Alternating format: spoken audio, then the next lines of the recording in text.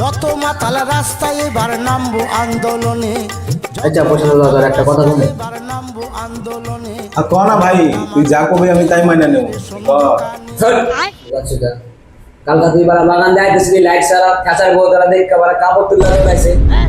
অনেক খামুন শুধায় না এই বেটি কই গেছে না গেছে এবারে খাঁচায় তো আমরা খেতে নাই আমরা কই যাবো তুই বুকা চুদা কালা চুদা রাইতে বেলা গর্তে লাইট চালাবে কি করে